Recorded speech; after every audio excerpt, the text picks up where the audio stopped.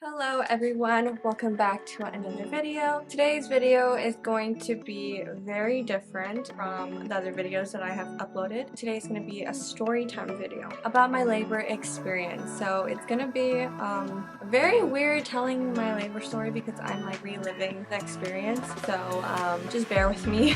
I made a list of the points so that I'm going in chronological order because when I like to talk, I ended up bundling a bunch of other stories in my story and it gets way too long, so I don't want to bore anyone. But this video is mainly for the new mamas that are going into labor by induction. So they're gonna have an induction labor. This is more of what to expect going to the hospital and what to expect when you're already there. It's a very long process.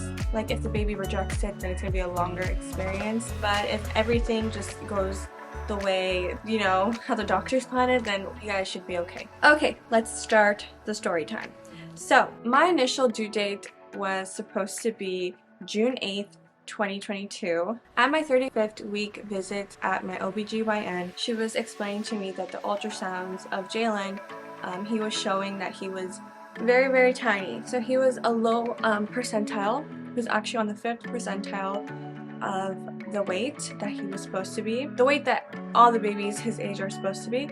So he was at the 5th percentile. So it was very, very low. He was measuring very, very small, and he wasn't growing much in my uterus. So the doctor had already told me, she's like, okay, listen, on your 36-week visit, we are going to do another ultrasound, and if it's the same percentile as the one we did last week, then we're going to start scheduling an induction. So in my head, I wasn't really panicking.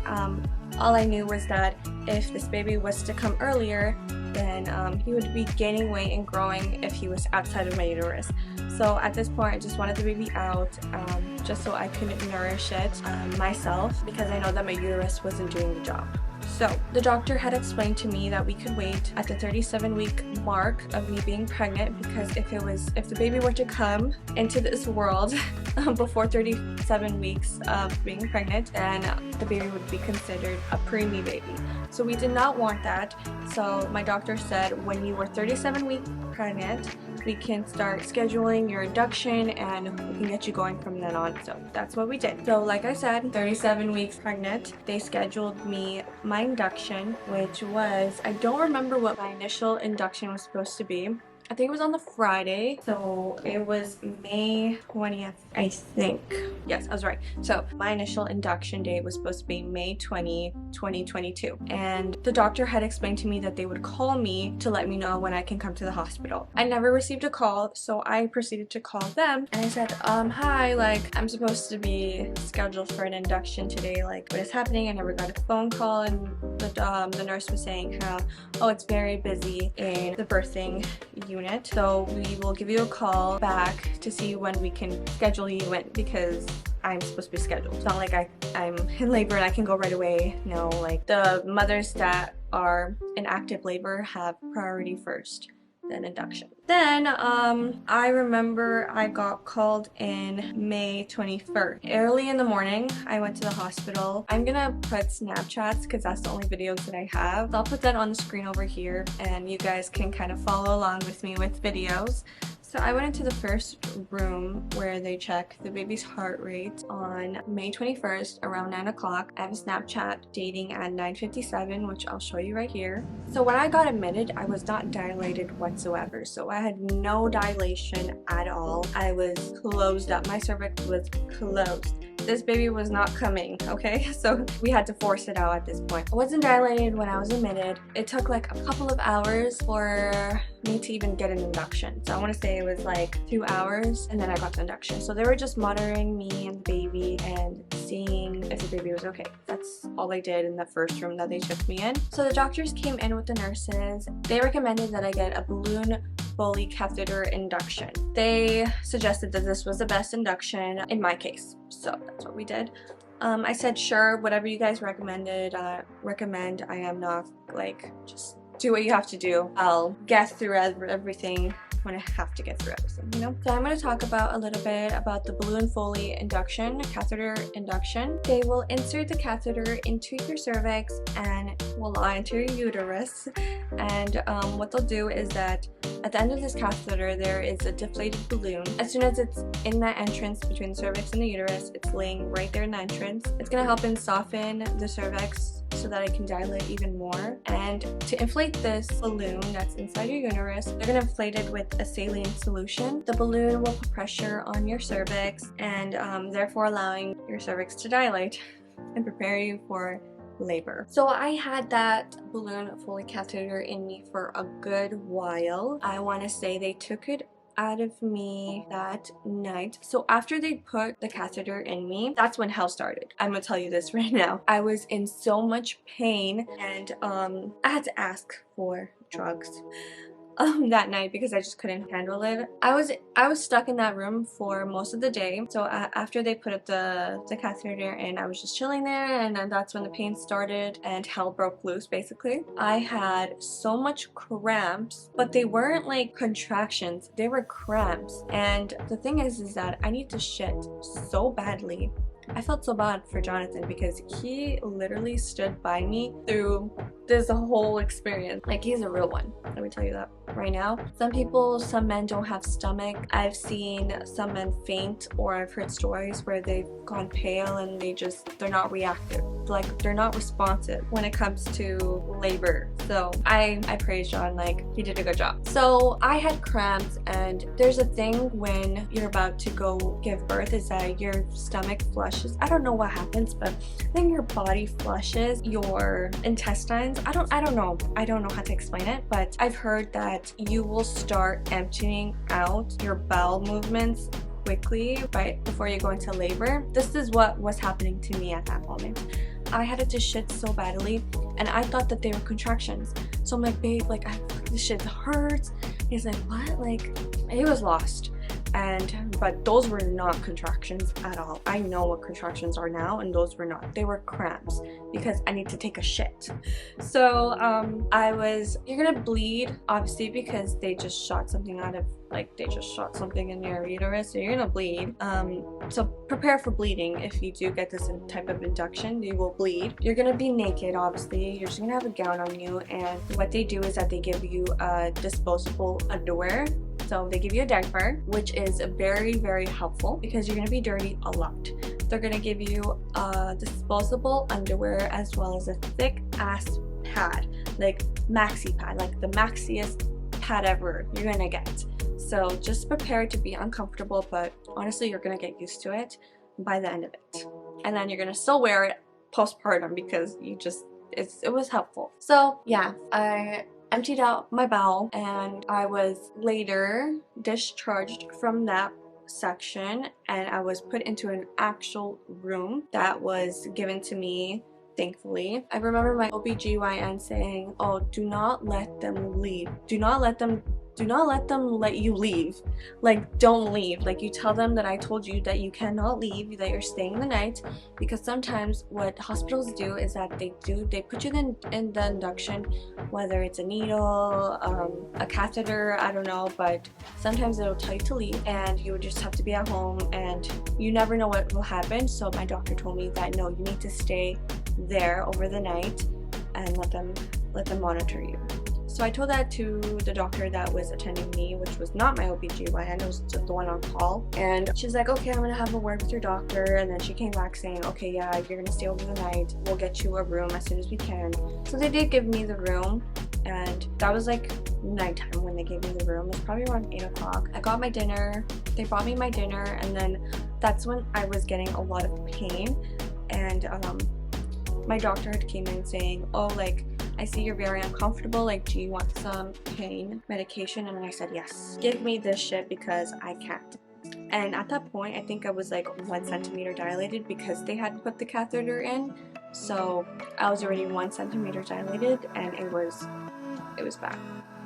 I had to pee a lot, and it was just blood everywhere.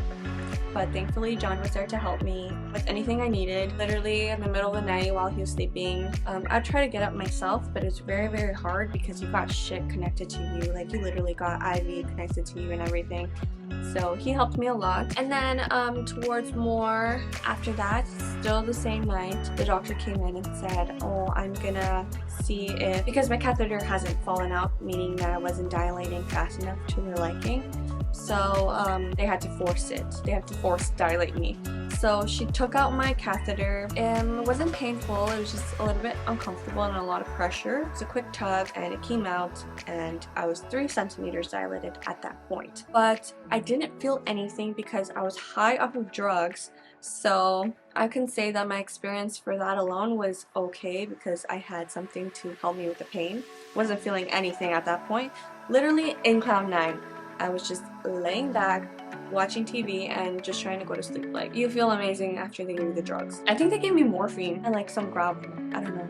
But I was okay. The next day comes, which is May 22nd, 2022, and at 8 o'clock in the morning, they discharged me from that room and they put me into the birthing unit, which is just the rooms where they have all of the mamas preparing to give birth. I was put in there, and then it was just the waiting game at this point. So at this point, I was still 3 centimeters dilated, and my nurse said that the doctor will come in and she will start your labor, meaning she was gonna break my water. So she came in, she broke my water. It wasn't painful, just a lot of pressure because they put their hand in there and they do whatever they have to do. So they broke my water. They started me on oxytocin, which is Pitocin, I hope I'm saying that right, to induce contractions. So that's when the real shit started going down, because after that I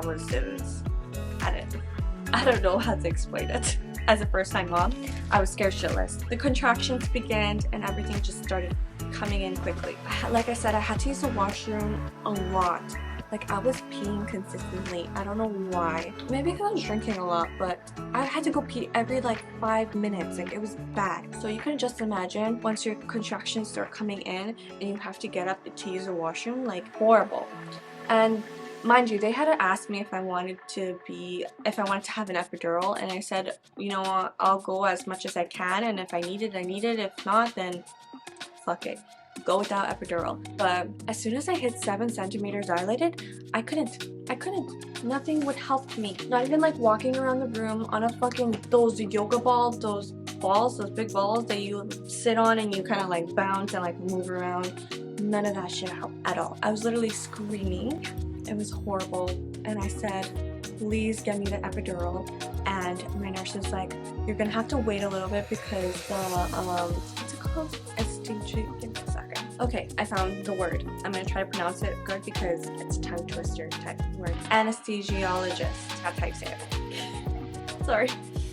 So that doctor was giving another mama an epidural, so I had to wait my turn. But they came pretty fast. I didn't have to wait that long. From what it seemed like, I don't really know. I was busy in pain with my contractions. Oh my god, they were the worst. Like, nothing in this world will prepare you for what are contractions. Like, nothing. You thought period cramps were bad? Girl, you got something else to expect when you get contractions. 7 centimeters dilated, asked for an epidural. It was very hard getting the epidural because the thing is that you have to stay really, really still, and you cannot, like, even when your contractions happen, like, girl, you gotta stay still, because if you move, I don't know what will happen, because that needle's like in your spine. So hold it very tight when you get your contraction and you have an epidural needle in the back of your spine. First, the nurse and the doctor, the anesthesiologist, was saying that we'll wait after she has her contractions so that we can go in, and then hopefully she doesn't get her contractions while we're doing the needle. So we waited until I had my contractions, it finished, and then we started the whole process, which had to be quick. But I felt another one coming right away because you're 7 centimeters dilated, remember, so your contractions are like back to back because this baby's coming so quick. So I got the contraction and I was squeezing my nurse's hand. I'm like, I'm so sorry. She's like, no, it's okay. I loved her to death. She was the best nurse ever. Very patient, very accommodating, like everything you would wish to have a nurse while you're in labor. She was the one. She was so fucking nice. I loved to have another baby with her. So I squeezed her hand, and as soon as I got the epidural, Mama, you're in peace. you are in peace, okay? Epidural is so fucking good. Every time I want to have kids, I'm getting that. Like, I don't care. I'm getting that. I don't think I can go naturally because I just can't. It's so painful. An epidural really just lets you enjoy the moment instead of suffering. So I was in cloud 9 again with these drugs in my body. They did a catheter for my urethra, so I was peeing through a catheter, so I couldn't get up. You're literally like, you can't feel anything below your waist. You can't feel anything. You're just in bed at this point. Now I can literally see my contractions in the monitor and you can't feel them at all. Like, this is how good epidural is.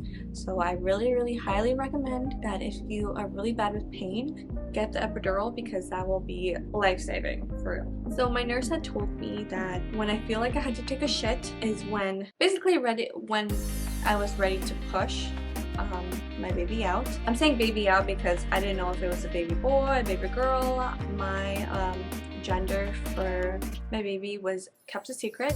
I was gonna know until after I gave birth what the gender would be, so we're just gonna name Jalen baby for now. So after time passed, I had the sensation where I need to take a shit, and I told you I've been shitting from the day before, so I knew I didn't have to shit, so I knew it was the baby coming. He was probably crowning, and that's what it was.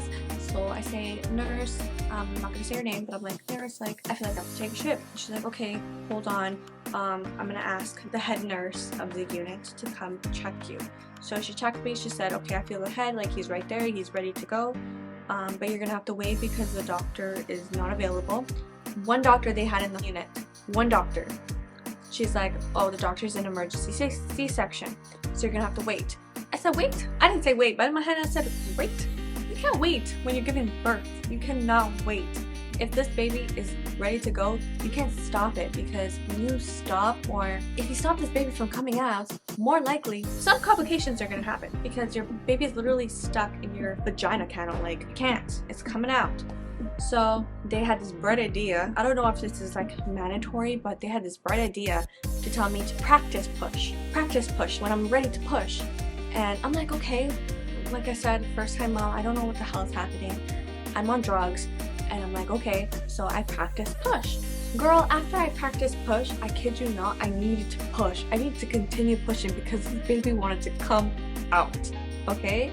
Jalen was like, she forced me, now you're gonna have to deal with the consequences. You're gonna have to let me come out because you forced me out of my home.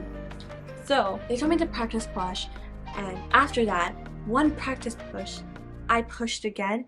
And the head nurse, not my nurse, but the head nurse, she's like, oh no, you have to close your legs and you have to wait. I said, close my legs? I didn't say that, but my mom was like, how are you gonna tell her to wait? She needs to push. Like, isn't there anyone else that can come and like assist for this birthing process? Because she's ready to go. And in my head, I'm like, how dare you tell me to close my legs? You told me to open them and to practice push, and now you're telling me to close them when I need to push. Like, it's very wild. And what's wilder is that they have one doctor on call. They should have at least two, because from what I understood, the whole unit was full. So yeah. And then they could I kept telling my mom, I can't wait, mom, I need to push, mom's coming, mama, the baby's coming, like, I can't hold anymore.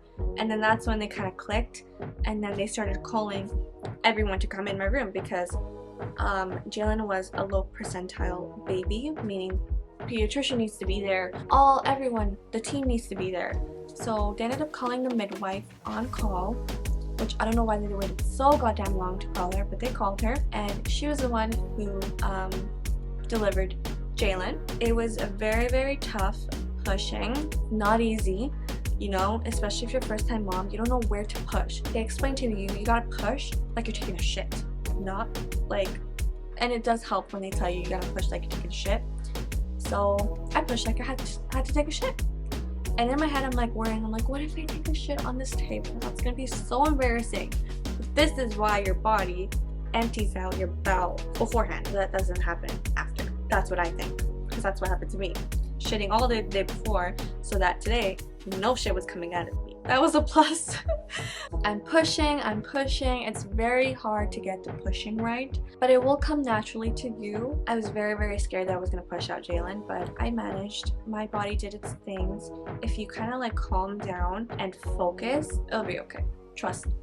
Especially if you're on an epidural, you can't really feel anything waist below, so you gotta like, it's a little bit more of a struggle feeling where you need to push, if that makes sense.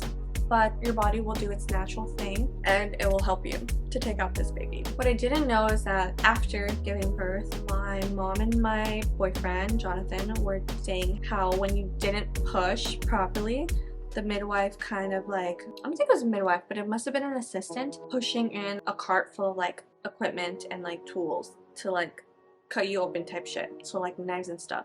So I think if I didn't push properly in the matter of time, they were gonna have to do an emergency C-section because, you know, there's so much time this baby has without oxygen stuck there. So you need to take it out. But I ended up doing it. My labor was so quick.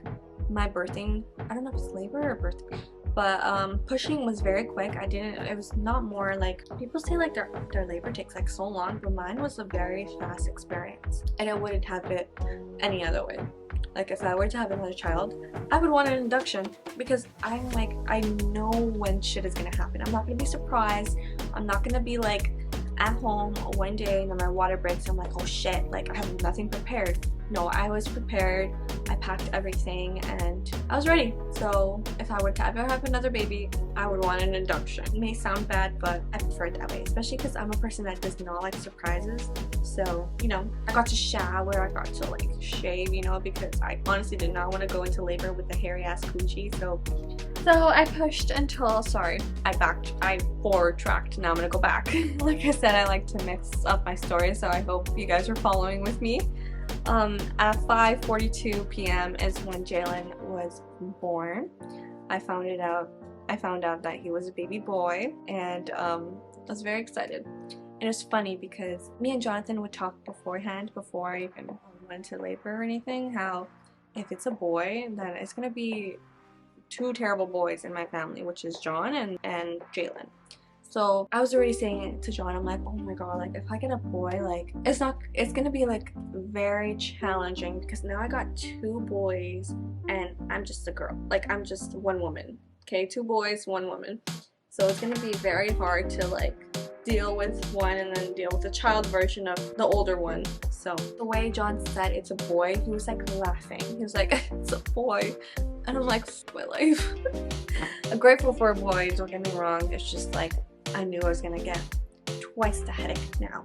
And I do have twice the headache now, so I was right to feel scared that it was a boy. Jalen was born 5 pounds and 15 ounces, so he was on the mark of 6 pounds, but he was 5 pounds 16 ounces. So he was a small little baby, very, very light, just a sweet, small angel.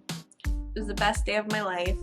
I don't want to get emotional, but I'm like reliving the experience. So you know, as a mom, like it's very sentimental, you know, especially if it's your first baby. Like after giving birth, you know, you still can't walk because the epidural's still in effect. So they had oh, I totally forgot. After you give birth, you gotta give birth to your fucking placenta. I know, I said what I said. You gotta give birth to your placenta. So there was 2 pushing parts. I totally forgot about that, but I'm gonna mention it because I didn't know I would have to push out my placenta. I thought everything would come out together. No. Girl, as soon as I popped out my baby and they dealt with him and like took care of him and stuff and put the medications in his eyes and whatever, my midwife was like, okay, you gotta push again, you gotta take out this placenta. I'm like, huh? Like, I thought I was already done pushing. Make me push again? But the good news is that it's not hard to push out the placenta. Your body kind of naturally pushes it out, so it wasn't really a big thing. And then she showed me my placenta. And the craziest thing is that I wasn't wearing contacts that day like I am right now. I was not wearing contacts. I had my glasses on. And when you're giving birth, you ain't wearing your glasses. Your glasses are on a table right next to you, okay? Because you're not wearing that shit. So when she was showing me my placenta, I'm blind. I could not see it, but I can see like the shape and like the color, and I can see like kind of like what she was telling me. She was saying how it looks like a tree and the branches and stuff. And I was like, yeah. But John said it was really cool. and I think they asked if I wanted to keep it, and I said no, which I regret deeply.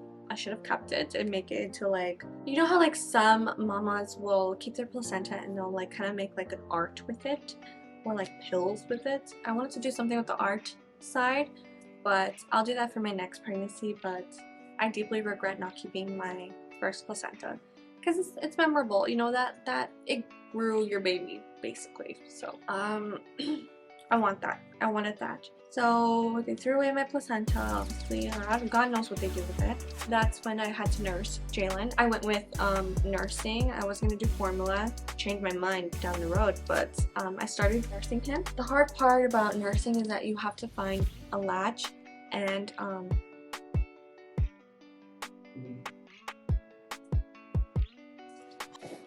I forgot I was cooking pasta. I could have burned down this whole apartment. Oh my god. There was like no water in it. I was literally cooking just pasta on medium heat. Oh my god. I was like hearing the noise. I'm like, what the hell is that noise? Fucking pasta burning. Who told me to cook pasta while doing this video? I'm just trying to multitask and I can't multitask. You just can't. Anyways, I turned it off. I'll just redo them. Remake them, not redo them. I'll remake the pasta. What was I saying? As soon as they took out my placenta, they had to take out my catheter, and then that's when they gave me the baby. I had to have skin to skin. I don't know what it's called. It's called something, or maybe it's just skin to skin contact. We did that. Supposedly that's supposed to help promote your breast milk to come in and just like a bonding experience and whatnot.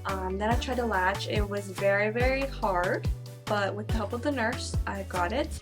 And Jalen was latching, but it was like an in and out latching type thing. Like he would latch and then he would unlatch, just because he's new to it, you know. So it takes time for babies to latch. Don't feel discouraged after that first time, like I was.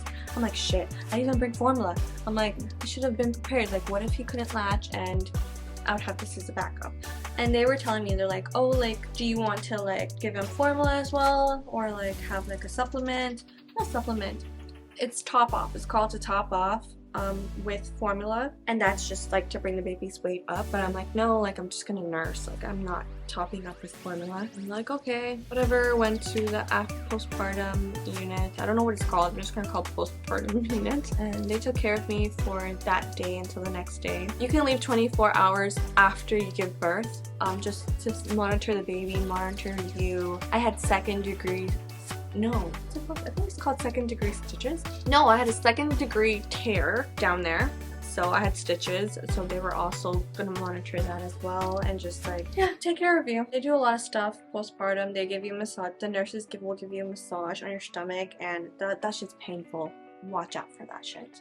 It's painful. When they start rubbing up your stomach, they push hard on it, and I think that's just to take out healthy flesh, whatever's in your uterus. It's very hard being a new mama and not knowing what to do, but your instincts will kick in as soon as you hear your baby cry. You'll get so emotional. I was very, very emotional when they took the baby's blood test, or they had to pinch the baby's foot, and then they do like a test on it, and Jella was crying, and I was just crying in the corner, like just crying, because you hear your baby crying and you just want to, like, your instincts is to go care for it. Like, it's so crazy how instincts are, especially mother instincts. So prepare for that too. I don't know if I'm like the only one who cried, but I cried when they were pinching him to draw out blood. So I hope you guys liked my story. I feel like I'm missing a couple of points, so I'm just gonna review everything. If you're getting the balloon Foley catheter induction, the process of them putting the balloon catheter in you, it's kind of painful, but it's just a lot of pressure, and the pain is literally gonna come and go within seconds if they're quick with it. Afterwards, you are gonna get cramps, but I got cramps because I need to take a shit, so that was that. Afterwards, you're gonna start dialing a little bit, so you are gonna feel pain. Just ask for the pain medications, which I got morphine, and some other ones I don't really remember. The morphine really helped. Like, I can tell why people like want to get addicted to it, because it just calms you down so good, and you're in heaven. Like, you literally You can't feel shit. You're just there like in the most calmest place ever. After that, if they don't see any improvements, then they're gonna break the water themselves, and then they're gonna give you Pitocin to start your contractions. And you want an epidural, get that epidural, girl. You'll need it if you can't tolerate it, okay? Postpartum is very different. Your postpartum will be different from mine because I feel like every woman's body is different, and especially if you tear more, tear less, like you'll just have a different experience. I'll make a whole different video of what to expect postpartum and what were like my top postpartum care items that I use. I'll be giving you guys like my probably top 10 items that I'll use for my next postpartum experience. Giving birth to the baby that you've grown inside of you is a very big deal, and it's a very big experience, and honestly I loved my experience. The pain I didn't love, but everything else I did love. I love Jalen. He's perfect in everything. I know you mamas understand me. Do I want to have another kid after my labor experience? Yes, but in the near future. Me and Jonathan have a lot of goals that we want to achieve for bringing a new member to the family. I hope you guys enjoyed today's story time. If I'm missing anything or you want more information, please comment down below and let me know. Maybe I can help clarify some things. I'm also going to leave a link down below that will give you guys more information about the balloon Foley catheter induction, so that if you are looking for more information and you are getting this type of induction, that you'll have this website as a reference. It helped me a lot. When I knew that I was going to be scheduled for an induction, I was very scared, and I wanted to know everything I could about the different inductions that I could be having and other people's experience as well. So I hope this video helps you new mamas going into labor soon. Don't forget to like, comment, and share this video to any of the new mamas out there that are scared of giving birth, but they're going through the induction wave. Don't forget to hit the subscribe button down below so that you guys can follow me along on my journey. I have a lot of videos coming up. I'm going back to work as well. I'm hoping to get out a lot of videos before I go back to work. But yeah, thank you guys so much for watching, and until next time, bye.